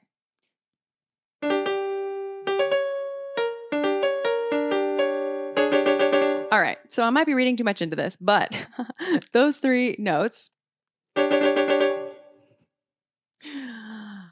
hope there's no music theorists still listening at this point. No, I'm just kidding. They spell out a Viennese trichord, which is a pitch set basically that of the form 0-1-6. And so don't be intimidated by those numbers. That's just sort of the order. That's just how the pitches are labeled. That's just how the pitches are labeled in like pitch class set theory. And again, don't be intimidated by that either. It's just set theory in music. Now you may recognize that term from math or from algebra or something. Set theory in music is basically like just a concept, like a loose concept for formally categorizing musical entities, notes, objects, and describing the way that they are related to each other. So you can apply set theory to pitches or to even rhythms, or there are a bunch of like offshoots, and I am truly not an expert in this. Like, I am not an expert in set theory. If I dip into one particular framework for enough time, then I can live in that. But like overall, in general, I just dip into it when it's convenient. Like here, like when it's comes time to find the 0-1-6, the Viennese trichord. So, by the way, it's kind of just like a naming thing in order. So like the 0 would be this, 1 would be a half step up, and 6 would be 0, 1, 2, 3, 4, 5, 6. So that is it. 0-1-0-1-6. Okay, so now if it's in the form of, which can still work, even though this sounds different, but this note like this note, D flat, is considered the same pitch class as this note because it's also a D flat. So, if anyone here is like a programmer or something like that, the way that like classes just describe like objects, sort of like pitch classes. So all the D flats are considered the same. So it doesn't matter if you take it up an octave or not, you can still consider it like being part of the same pitch class set or or whatever pitch set. Okay. Bear with me. I never want to dumb down my answers. So this is where my head is going. So it has this Viennese trichord. It has that name just because this Second Viennese School. It has nothing to do with Vienna. And the last time I heard that was in the Book of Boba Fett, in the Hutts, when the Hutts came out, the twins. So I prepared. Here's an example from the Book of Boba Fett that uses this very Star Warsian Viennese trichord as well.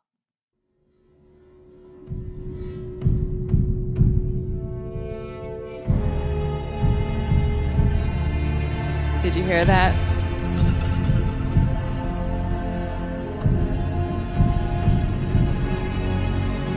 So there we go.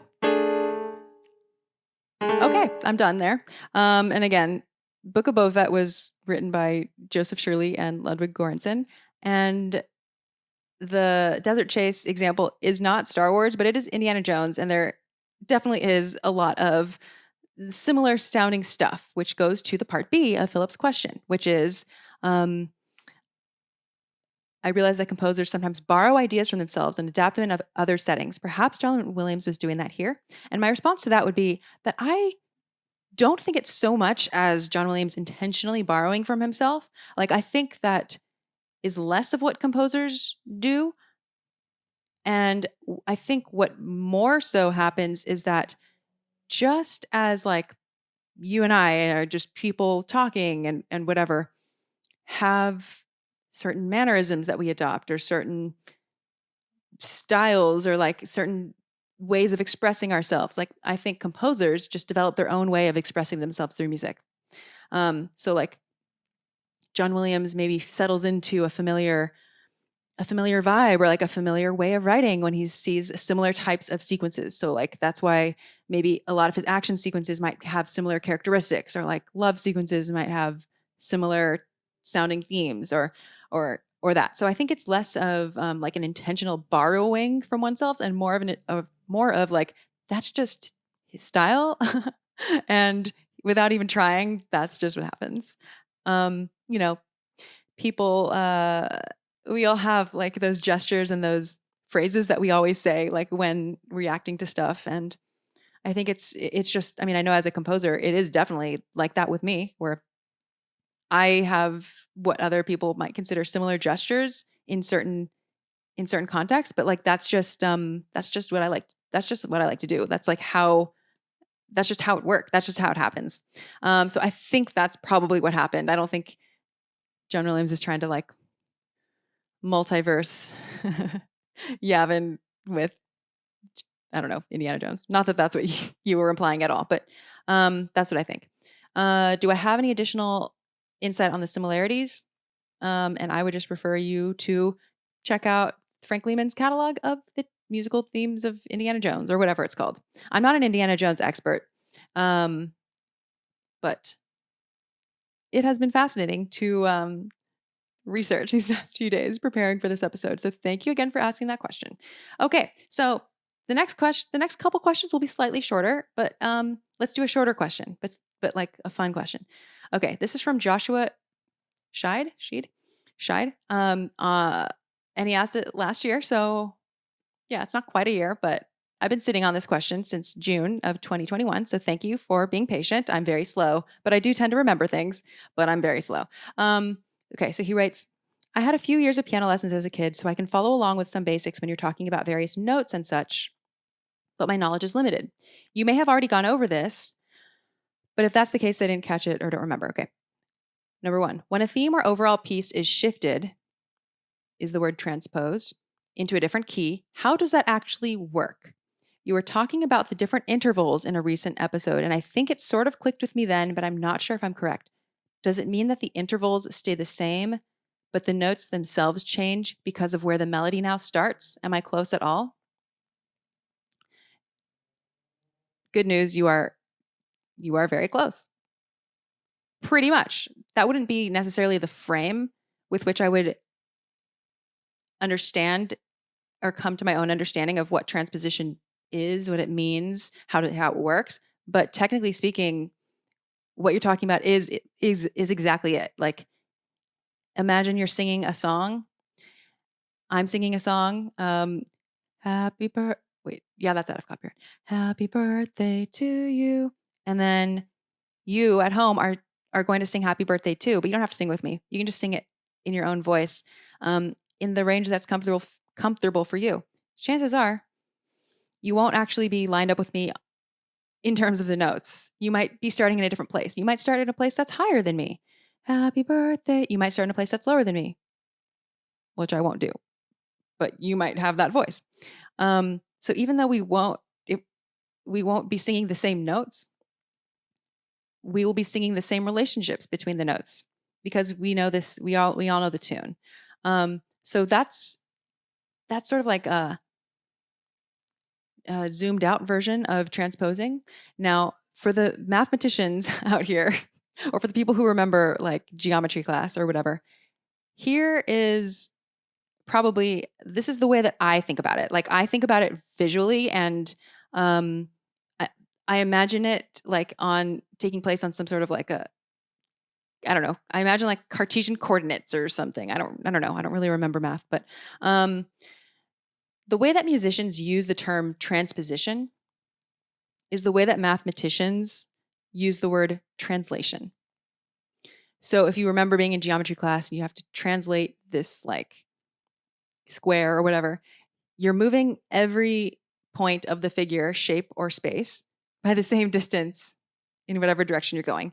That's all transposing is. Same square, or if we think of a more complicated shape, you can do that too. Same complicated shape. And you're just moving every point in the shape, or every note, if you're talking about music, by the same distance in whatever direction. So you can transpose up. So you can go like, higher on the y-axis. You can transpose down, lower, that's what transposition is. And then doubling would be like, wait, what would the mathy term for doubling be? I don't know. Okay. And if you were to do something called inversion in music, that would be what we imagine as reflection in like geometry. So, playing music does not necessarily make you good at math, but when conceptualizing some of the relationships and some of the things that relate to the spatial, like the distance between notes and sort of the categorizing of relationships and like there are a lot of concepts from math that are helpful, at least broadly speaking. When you get to specifics, the lingo doesn't actually like quite line up, but on a high level, or on a very zoomed out level, like there is a lot of similarity when it comes to interpreting that. If you're looking at musical points or musical objects like notes, rhythms, or values or whatever as objects. Okay, so that's that question. He had a part 2. If we're just listeners and don't really play music, what is a good way to learn to hear key changes and figure out what kind of effect they may be having on the visuals? It's not necessary. Oh, this is my answer. Okay, I'll read that again. If we're just listeners and don't really play music, what is a good way to learn to hear key changes and figure out what kind of effect they may be having on the visuals?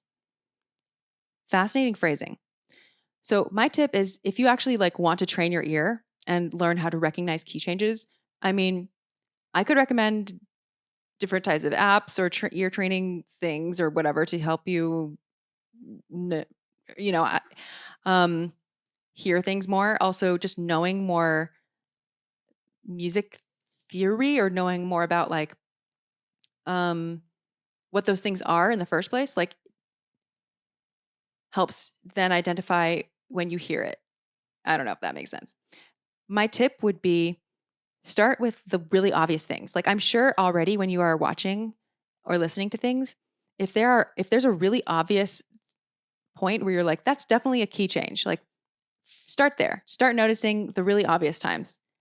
We know it's like this 90s pop songs when suddenly they start just singing higher. I think those are that would be like the easiest example, and then you can get more granular from there, or like more intricate or more subtle from there. Another thing is, what am I saying? Okay, what kind of effect they may be having on the visuals. So the way that you phrase this is very interesting, because I don't think key changes have an effect on the visuals. I think they have an effect on the listeners, and the visuals have an effect on the listeners too.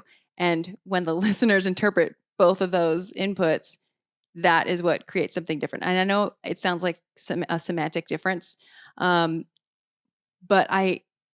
all of the things that we see in here are for us, the listener. It's not actually affecting the visual. I hope that doesn't sound too basic, but what I really am trying to get at is there is no like scientifically proven tip for doing something in music and causing this effect. Everything is just an experiment, a hypothesis, let's put this with this and see what happens. And sure, there may be like answers that, ways that audience members react that are maybe more in one camp than another. So maybe if you look on average, maybe it did have an effect, but it never has an effect on the visuals themselves. So I totally understand that sounds like a really bad answer, but the framing of it feels really like the only way that I can answer this question. Because there are so many ways to interpret music. So like if a key change affects you, then that's the effect it's having. There's no like other answer that you're missing. You're the ultimate judge. There's nothing you're missing if that's if you're reacting in a certain way. So hopefully that's good news. Okay. Maybe I'll just do one more question. Let's do a comment first. Jeannie from Tahini on YouTube mentioned in response to A New Hope 13 Fantasy Pet with Triad of the Force that the Millennium Falcon has that low-pitched thrumming like an old-fashioned gas-guzzling car, but it also has a high-pitched whir that makes me think of something a bit loose and about to break off. I thought that was a really good way of describing that, so just wanted to read that. I'll do another comment. This is actually a voice comment, so. I'd like to acknowledge the brilliance of the final duel between Obi-Wan and Vader from a sound design point of view. Think of Kyuzo's duel at the beginning of Seven Samurai, such a huge inspiration for Lucas. The silence of a real sword fight. Swords don't make big, clangy, bashy sounds, but you get lightsabers. You get Ben Burtt's brilliant idea to make them hum and clash, and now that feel that you get in a fight comes through. Awesome. That one is from Alex Cunningham. Why did I say it like that? Alex Cunningham, pointing out the silence on Yavin, which, again, going back to the silence aspect, like I think that really hit home with a lot of listeners and guests and me. So hopefully everyone has like more of an appreciation, I guess, for the negative space, for the silence before the big moments in Star Wars. John Belizzi said, he said this on Discord. My wife overheard some of the Dies Irae episode when I was listening to it yesterday, got earwormed, and was walking around singing Mozart's Requiem all night. That sounds like a good household to be in. Let's see. Another few from Alex. These are all on Discord, so that's okay. So it was easy for me to collect them all. Okay. Regarding A New Hope 22, Bad Guy Elevator Music with Alex and Molly. Damon from Star Wars Explained. He said, Alex and Molly are excellent. I remember their episode on TLJ, and they had great fun and insight then. On this episode, I really appreciated their attention to detail. I had no idea that each ship had a different sounding comms system, and I loved hearing from folks who play the games and can speak to that angle. Which brings me to another common thread from this season, which was people who play the Star Wars games have a special ear for sound design in Star Wars. And that anytime I hear that someone is like a big Star Wars games person, I am just immediately curious what sounds that they're hearing. Sometimes they can even tell like if it's the same sound being repeated rather than like just slightly altered. Those are details that I don't even notice. Okay. Oh, regarding trench run tension, A New Hope 23 with Samantha Tripp, Alex said, there was an interesting point at the beginning about the pacing of the trench runs, and I really like more opportunities to give respect to the editing of Marsha Lucas here. So true. The trench run is one of those battle sequences that strains credulity when it comes to battle tactics, but it makes so much emotional and narrative sense that I don't think most people could care any less about that. And the sound design just does so much, even Biggs's despairing cries, to help sell you on the idea that it's worth them sending another batch of fighters to do what everyone else had just failed to. Yep, that. Okay, I have one more. I'll read one more comment. From Alex regarding the last episode. 24, Happy Glockenspiel with the band batch, which is my friends from music school. Percussionists, they're delightfully weird people. I adored this dynamic. Oh, wait, I'll skip that stuff. But basically, James and Justin were incredible guests, etc., etc. Now, I had assumed that for so much of this season, there was a deliberate decision not to talk too much about Holst. That makes sense. It'd be like going on a sailing trip and talking about how wet the ocean is. But it was cool to hear it come back in the final guested episode. I want to just answer that for a second. Now, of course, we're talking about John Williams's being influenced by Holst, and specifically like Mars or the planets in general. We did talk about that in episode 1 with Pete and Alex from Star Wars Minute, and I played clips from Star Wars, Blockade Runner, and I played clips from Holst and invited them and listeners to guess which one was which, because the Star Wars cue is very inspired by the Holst cue to the point where John Williams calls those certain martial chords dee dee dee dee dee dee dee dee dee dee dee dee. I think you know the ones I'm talking about. His Holst chords. So it's like an intentional nod. And now Alex is right in that Holst did not come up too much during the season. And I think for me, it's like, I am perhaps like, it's not that I don't like talking about John Williams's influences, but I feel like it's not always like the most relevant thing to discuss. Like it is relevant sometimes. And particularly it would come up when I was talking to like music theorists or like people who are really deep in the classical music world and have more specific things to add about the way that these composers influenced. Like Frank Lehman and I talked a lot about that, like Samantha Tripp, Dan Golding, and all the other musicians that I had on the show, which was quite a lot. We did talk, about like getting orchestration nods from Tchaikovsky, or like getting certain like octatonicism from like certain Russian composers, or like things like that. But in general, when I enter discussions about how John Williams had all these classical influences or like romantic influences, usually the conversation kind of just stops at like either John Williams is a ripoff, or like, how about John Williams sounds exactly like Holst? And that's like, if that's where the conversation is going to stop, like you can only have that conversation so many times. Like we know that John Williams was very inspired or like influenced, that these composers are a big influence. And so what are we going to say about that? And I think that's probably why, like, I'm glad it didn't come up that much, actually, because that's kind of a danger, right? When talking about A New Hope score is like, I don't know. I pick really good guests. I'm just kidding. No, I do though. I think I enjoyed speaking with every guest this season, and I'm so grateful to everyone for spending time with me to talk about Star Wars music and for offering such like insight, honestly. But yeah, maybe if it were different people, I don't know. Sometimes when I talk about Star Wars, it just goes that way. And I don't know. You can kind of burned out on that conversation unless there's going to be something new to add. So it did come back in the final episode, and it was, and the topic was not worn out by then. So it was great. It's not worth not mentioning it. It definitely is worth mentioning it. It's just that I don't feel it's worth mentioning every time we talk about this score.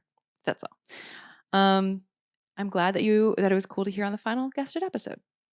Okay, so the next comment is, I never thought about whether the throne room scene in fiction has a soundtrack.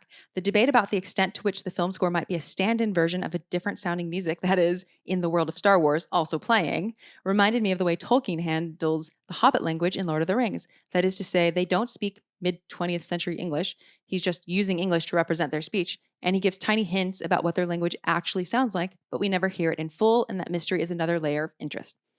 I think that's a great example, and he's referring to, again, episode 24, Happy Glockenspiel with the band batch, in which James had asked, to the group, do you think they're hearing the throne room, basically? Is it diegetic? And we kind of had a discussion about whether or not it was diegetic, and if so, to what extent.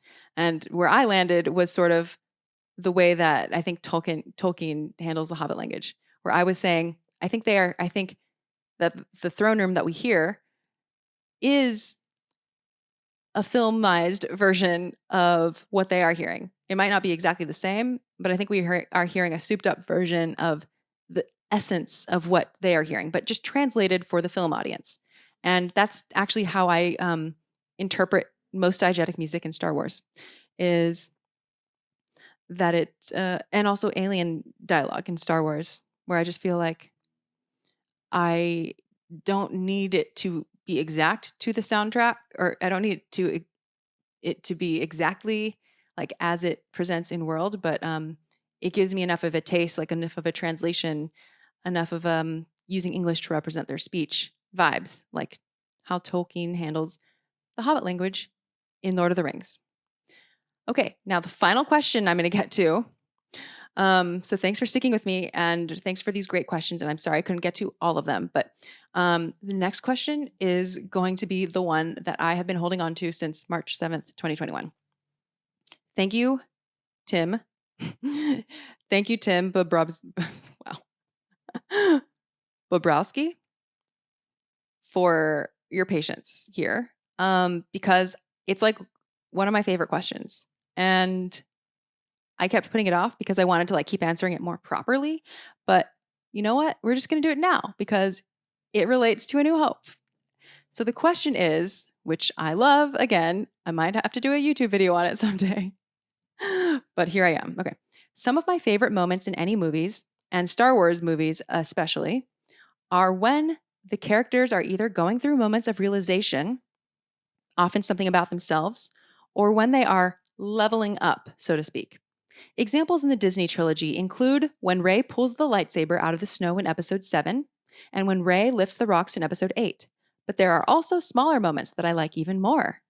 Specifically, when Luke realizes that Yoda is Yoda in Episode 5, and then my favorite moment in all of Star Wars, when Obi-Wan saves Luke in Episode 4 from the Tusken Raiders, and Luke says that R2 is looking for someone named Obi-Wan, and then there's this magical, mystical, mysterious musical cue.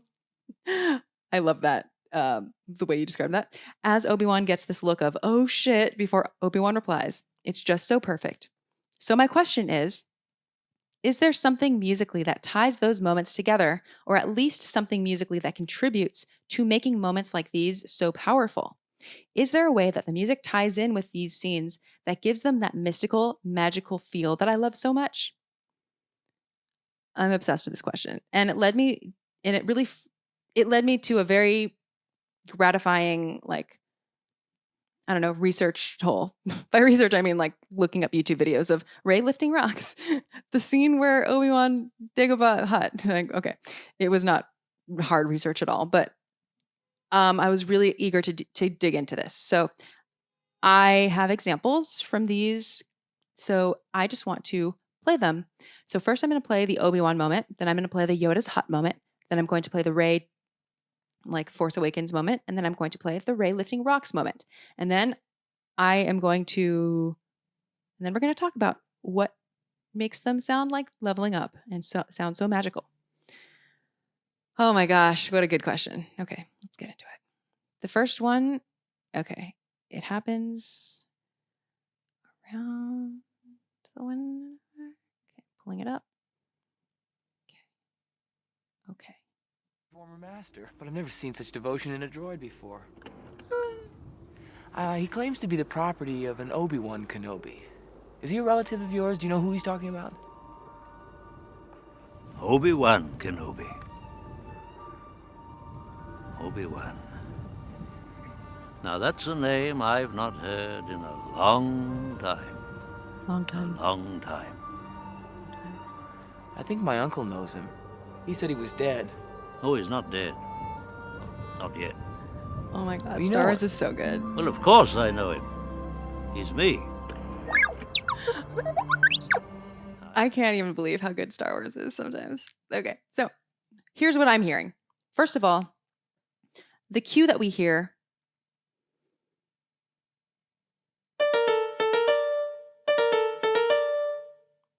Okay, that's kind of the first thing we hear. And then we hear this ascending run, and it's played by an instrument called the celeste. Now, what does that run? What is that run? I should play it again. I'll play it again. We can never play this too many times. Okay. I think he's searching for his former master, but I've never seen such devotion in a droid before.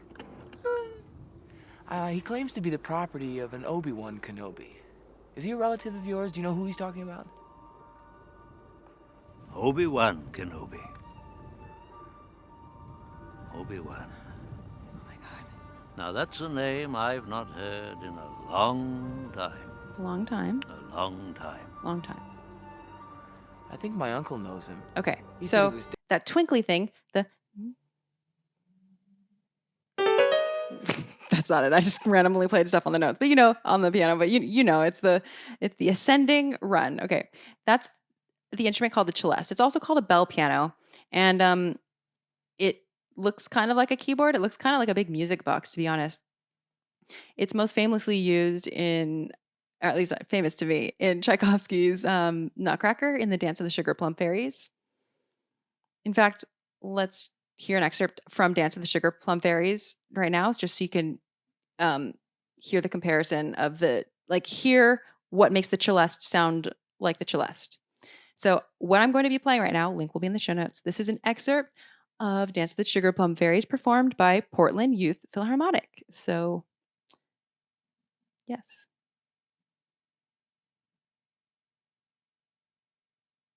It's coming. There's just silence at the beginning of the video.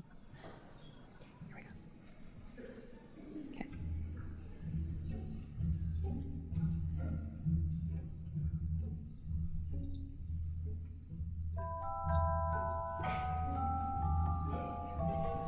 So you know the sound.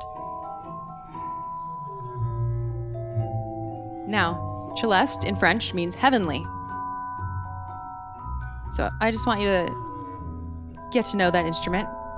You probably also recognize that instrument as being very heavily used in Harry Potter, like in the Harry Potter theme. All right. Good job, Portland Youth Philharmonic. That's awesome. Okay, so another thing that I'm hearing is a pad of string tremolos. So that's just the strings kind of, like by pad, I just mean like they're kind of leaving a base layer. It's like a base layer that the comes in on, and the twinkle. By the way, I call this motif the Obi-Wan twinkle. And it's not used that much. It's really not used that much until Star Wars Rebels, the TV show, in which this is everywhere. It's freaking everywhere. It's like anytime someone gets a tingle of like something that forcey might be happening, you hear it. It's kind of funny. So any Rebels fans, you know that theme. But anyway, okay, so that's what I'm noticing here. Now we're going to move on to the next example because we're trying to compare them. The last thing that I want to call attention to is the fact that basically this mystical magical cue emerges from relative silence, quiet. So we've been talking about silence a lot this episode and this season. And this is one of those moments where before, when they're talking, there's no music, and it kind of leaves a blank slate for something even very subtle to be heard. Now, if there were already super loud music happening, super loud sounds happening, and then you heard this quiet little, it would be a drop in the bucket compared to the sound that we're already hearing. So, yes. Okay. The next thing, and then last but not least, how can I forget? It goes right into the Force theme. So that's, for me, that's why that quote, is mystical to me. Obi-Wan. Now that's a name I've Force, not heard right in here. a long time. Long time. A long time. Long time. Okay. Now we're going to hear the Yoda's hut moment. I won't say much until after we hear it. Why wish you become Jedi? Mostly because of my father, I guess. Huh? Father? Powerful Jedi was he. Powerful Jedi. Oh, come on. How could you know my father? You don't even know who I am. No, I don't even know what I'm doing here. We're wasting our time. I cannot teach him. The boy has no patience. You will learn patience.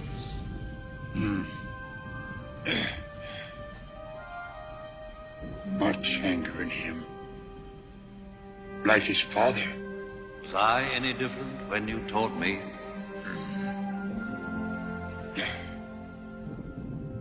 He is not ready. Okay. So again, we have music coming from nothing. So something out of nothing. We have like a little seedling sprouting out of the ground.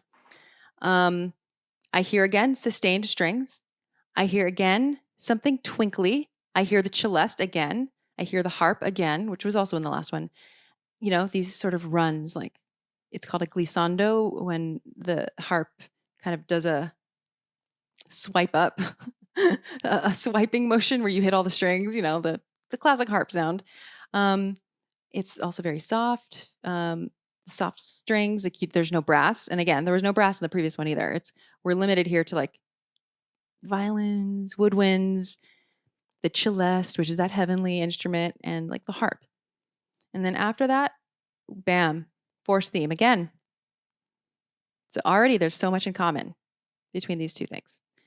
Now we're getting into the Rey example, which is going to be very interesting. Here we go.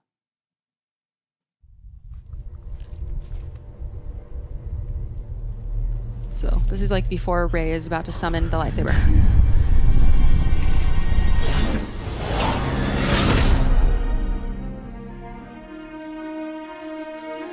She's got it.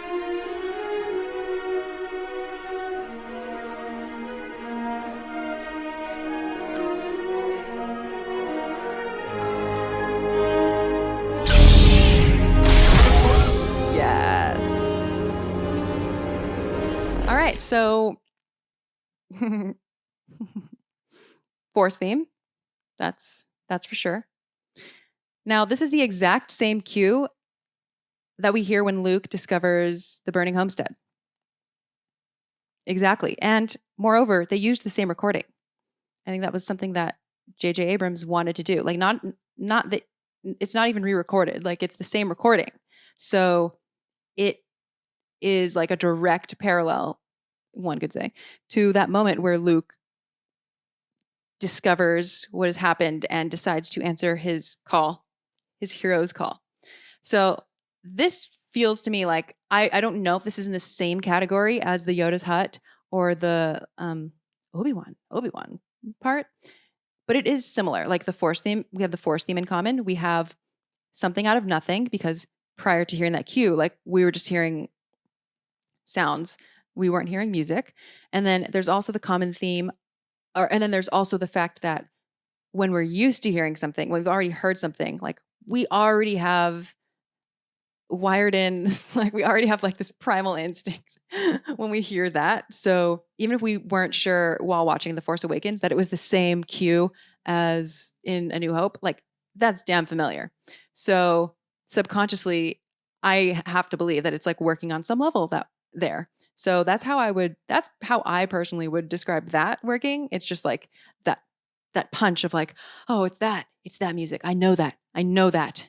I feel called to the hero's journey, and now Rey feels it too. And you kind of feel like I kind of get swept up in like the saga right there. And then the final example would be when Rey is lifting rocks in The Last Jedi. And yeah, here we go. And I will not be the last Jedi.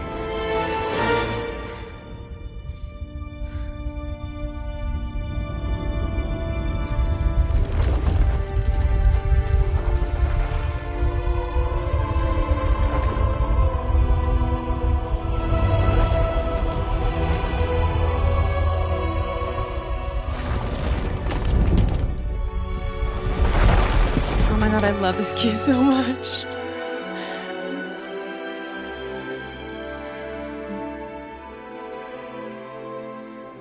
Perfect authentic cadence. I failed you, Ben. Oh, it's looping on itself. Okay, well, we didn't get the cadence. But anyway, there I think is also kind of a different example because of the voices, and it's not the Force theme, but there still is like the sense of like a blank palette waiting for something small to come in.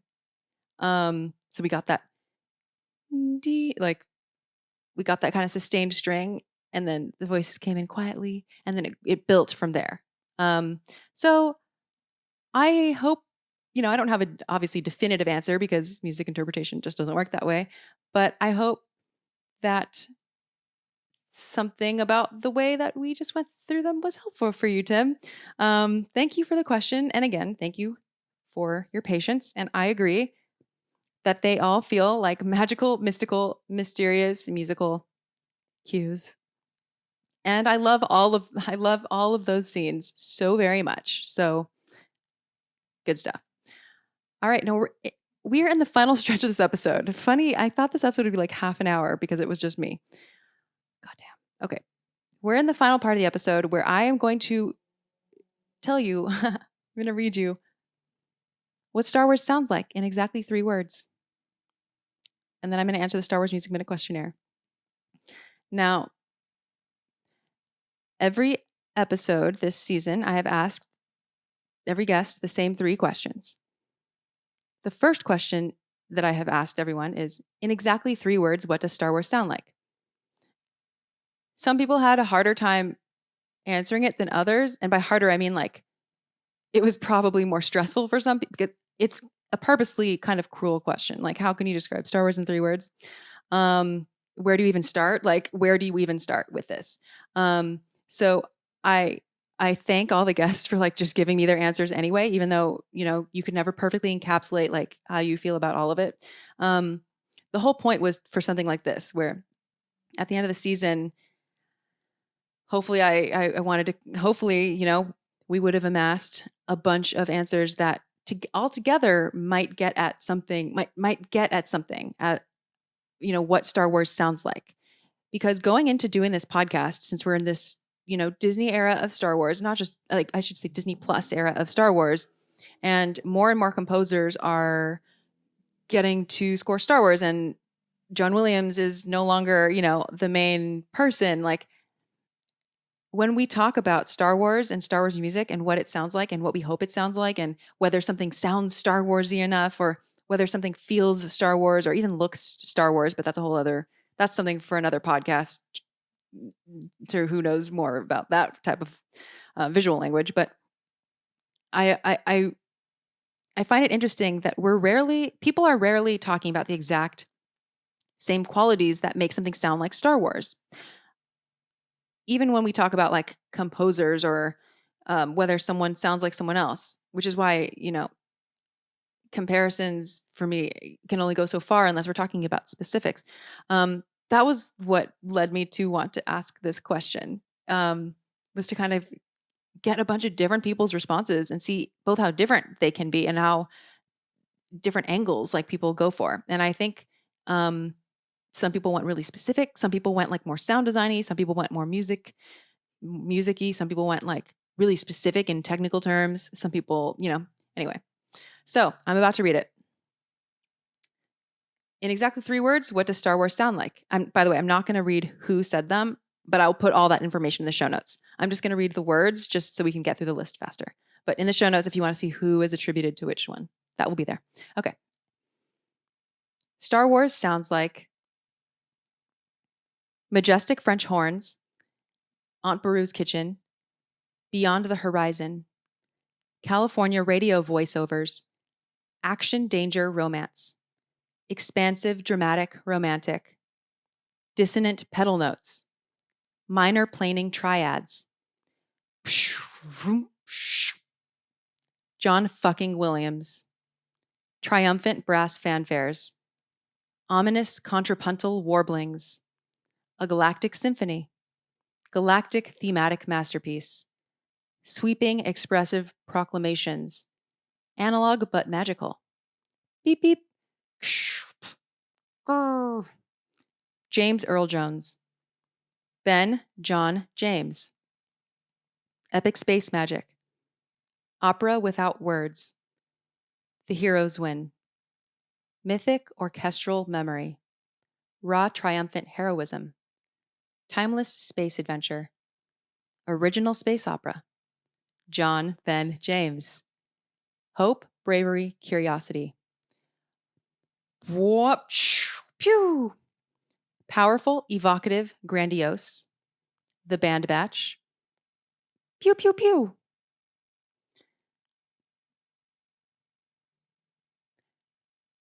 And now I will add my own. The cosmic force, which together with the living force binds us all. Since I've already started the Star Wars Music Minute questionnaire for myself, that was question number 1. Question number 2, which I will answer now, is what's something related to Star Wars music or sound that you want to learn more about? So my answer to this is I'm curious and want to learn more about how other people besides me engage with and experience the music of Star Wars on both a macro and granular level. Beyond the superlatives, like, oh, it's so great, so awesome, and ratings and like blanket statements, which I tend not to be as interested in. I want to know where, what, and how specific parts of the score, how the music are affecting listeners of all backgrounds. I really want to know how other people are making sense of it, how other people are even analyzing it, hopefully with different frameworks than mine.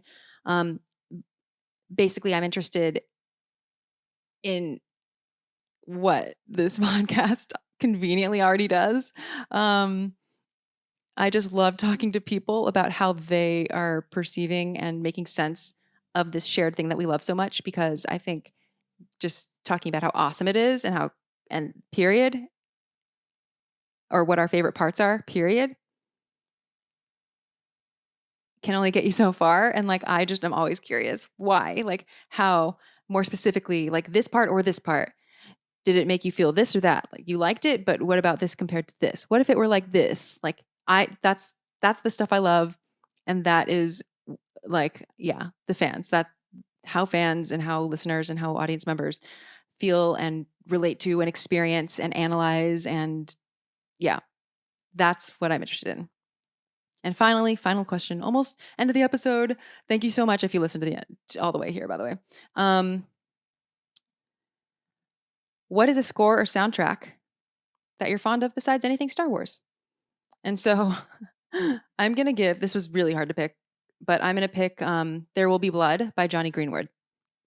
I love Johnny Greenwood, probably my favorite film composer. And I have never not liked one of his soundtracks.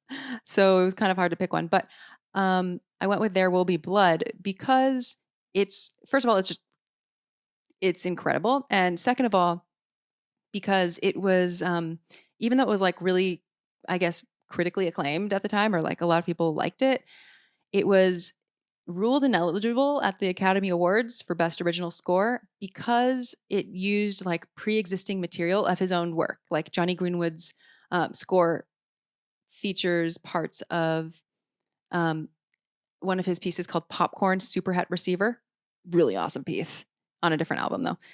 It's on an album, really great piece, but the score features elements from it. And there's also some from a different piece too, but anyway, the point is he should have been part of the Academy Awards for that one. Although I don't really care about the Academy Awards, so I guess it doesn't matter that much. I just think it's interesting because it relates to composers borrowing from themselves, and this is clearly an intentional use of borrowing from himself. And I just think it's wild that alone, which is not even like a major part of his score, it's like on a couple tracks on this amazing score. I just think it's wild that was enough to disqualify him. So yeah.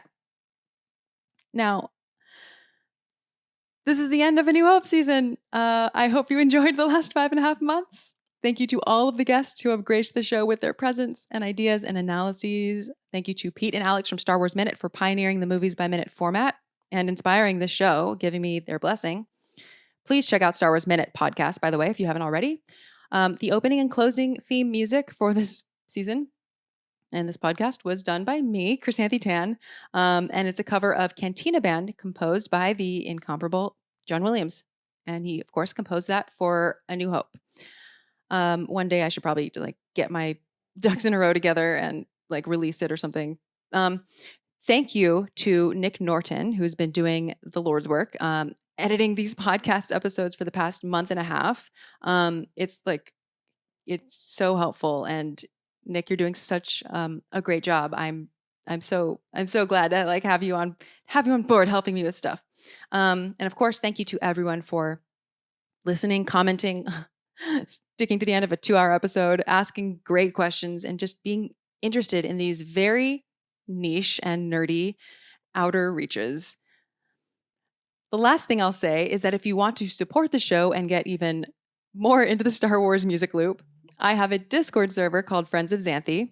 It's a very laid-back place to chat with me and other listeners about Star Wars music, Star Wars Music Minute episodes, Star Wars TV shows, and other music stuff and like nerd stuff. We might do a Star Wars role-playing game on there sometime soon too. But anyway, the server is not presently open to the general public. It is patron only. And so you know where I'm going with this. If you want to join the Friends of Xanthe Discord server, you can do that by becoming a patron at any of the levels, which you can check out at patreon.com/ChrisAntheTan. Some other perks include weekly patron-only live streams called Woodshed Wednesday, in which we enter a proverbial woodshed. It's a music thing, music slang, and hang out while I practice, analyze Star Wars music, compose, work on things for this show, and just do whatever has to happen that day. It's basically like a co-work, hang out 2 hours session every week just for patrons. But absolutely no pressure. I just wanted to put that out there. I know I have a complicated relationship with subscriptions, just like the next person, but this show is completely a passion project in everything that connotes. So literally any type of either contribution or even just feedback or grassroots sharing of the show or Apple Podcast reviews or like sharing a tip with me or like basically any form of cheerleading is personally meaningful to me beyond money. And yeah, I can't believe there was a time in my life when I was not doing this show now. It's just like, I love it so much. That's all I have for tonight. It's almost 10 p.m. here as I'm recording this. And, I hope you stick around for season 3 covering Solo, a Star Wars story. In fact, season 3 has already started. So I hope you are on board for that. May the Force be with you. And thanks for listening to Star Wars Music Minute.